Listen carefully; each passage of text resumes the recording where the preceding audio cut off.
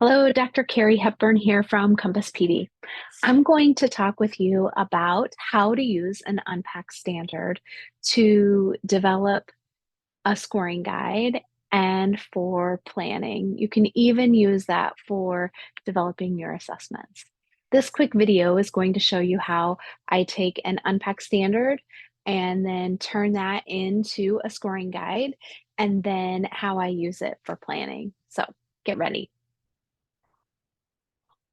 I'm going to share with you here my screen.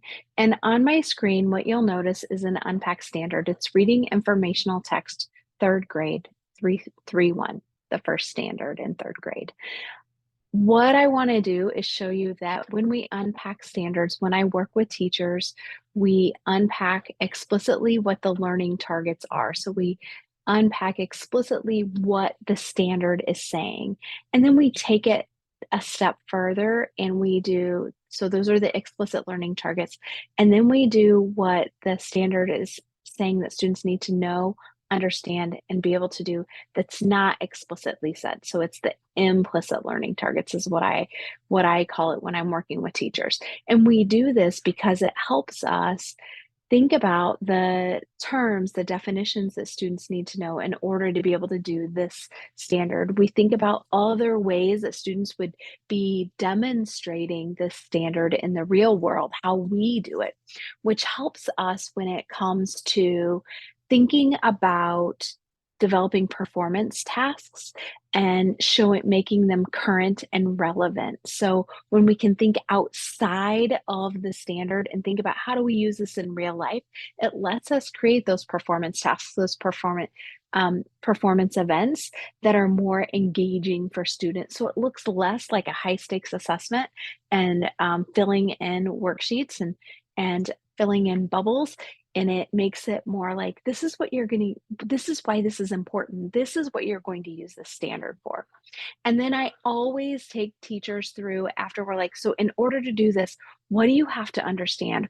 But we really think deeply about what are the processes, the things that are happening in our brains in order to be able to do that. So at first, usually people are like, I don't like this, I don't like this. And then by the end, they're like, I get it. I see the importance and the value. And schools that are doing this and that we take the time to do this, they're seeing really nice results. So you take this information, and I'm going to show you one way that we developed a scoring guide. This is a progression. This particular progression, it's the third grade progression, and teachers can use it to develop assessments. They can use it to assess students formatively. They can use it for responsive teaching. They can use it to give students feedback. We can use it for a lot of different things. And in our scoring guides, we're using the language from the explicit understandings, the explicit learning targets, not explicit understandings, explicit learning targets, when we unpacked the standard. And so you'll see the language of the standard and how it progression from the middle of second grade until the beginning of fourth grade. So teachers can look at this and have a really nice view of different skills they need to teach, different learning targets along the progression students would need to master throughout the year. And it allows them to find where students are and be able to teach them and meet them where they are for that responsive teaching. This is important work to do as a district, as a team. You should be able to take standards, unpack standards and progressions, and lay them side by side and see a really nice vertical alignment. So let's say I'm in seventh grade and I notice that some of my students are scoring below level.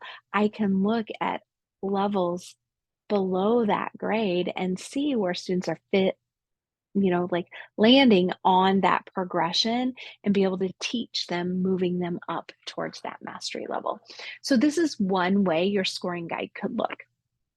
Another way that your scoring guide could look is like a proficiency scale. So scoring guides have different formats. They can take on different formats. And this is proficiency scale. Mastery level is the 3, and the 1 is below below grade level, the grade level, like the beginning of second grade, since this is a third grade, this would be the end of second grade, beginning of third grade, and this is the end of third grade. What you'll notice are the explicit learning targets are listed here, the things that students need to be able to demonstrate that they can do. And then what you'll notice on this side are the vocabulary terms that teachers and students need to understand. A lot of times when I work with teams and they say we've done that already, or we already know it, we'll notice that there's a lot of confusion around terms. And so it helps clarify that understanding, and then a lot of confusion about what does the standard actually mean. So this work really helps clarify understanding. And then we have basic processes that students need to be able to demonstrate, and while they're doing this, they need to be able to do these things in order to do these explicit learning targets. So I can take this information from the Unpacked standard, and what I can do is a couple of different things.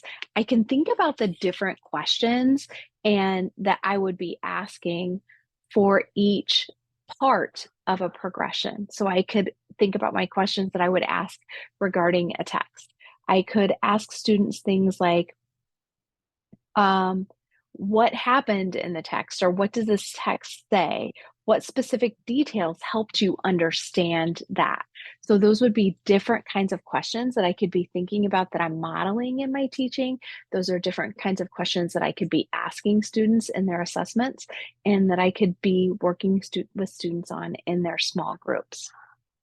Now, so you've noticed you can unpack the standard. It helps teachers clarify their understanding of what students need to know, understand, be able to do. We can use it to create a scoring guide to take grades or to score students. We know where they're at, and we can do responsive teaching. And then now the next thing that you can do is, after you understand what all of those explicit, those different learning targets are, the next thing you can do is that you can think about your planning. So all of this work is really great work in PLCs, to have these kinds of conversations, like what kind of questions would I ask? How do I teach that? I'm noticing students are falling here. What might be some things that I could do? And so when I think about teaching this, I want to share with you one of my favorite resources. And this resource is Jennifer Saravallo's Reading Strategies book. And so as I was thinking about this particular standard, I went through her strategies book and chose some strategies that I could teach students either in whole group, or if I need to do responsive teaching, it could happen in small group. I could have chosen a lot of strategies, but I didn't want to cause any confusion, and decided to just hold off and just share a few that could be used for this particular standard. It's definitely great opportunity for PLCs to have conversation. So one of the things that I would teach students that I noticed is teach students how to ask questions about a book, a text that they're reading, an informational text. So this particular standard here would be a great thing that I could teach students in small groups, in conferences, or in, like, if I did a mid-workshop teach, or if I wanted to do a whole group, I could teach students that. So that aligns beautifully with the standard. Another one that I noticed was gather up the facts. And so this helps students think about all of the facts that they've learned explicitly from the text, and they gather up those facts. So since they need to explicitly refer to answer the questions about a text, you need to be explicit about that. This would be a good one to teach students. Another one that I liked was that I could see students doing this too in their reader's notebook, was answering questions. And this particular organizer they could make with the questions that they're trying to answer, or they could be developing, asking questions, and then answering them as they progress through the text. So this would be a great one that aligns with the standard really nicely too. And something I think we forget about when we teach students about standards is that we have to teach them about how to annotate. And so that was one of the things that I thought stop and jot note taking would be really helpful for the students. If students were going to be talking with their reading partners, I would also look inside some of the partnership strategies within this book and teach students explicitly how to bring their stop and jot note taking to their partnership and talk about that. So I hope that you can see some of the things that you can do with an unpack standard. I hope that you found it helpful, and unpack those standards. It's worth the time. Have a great day.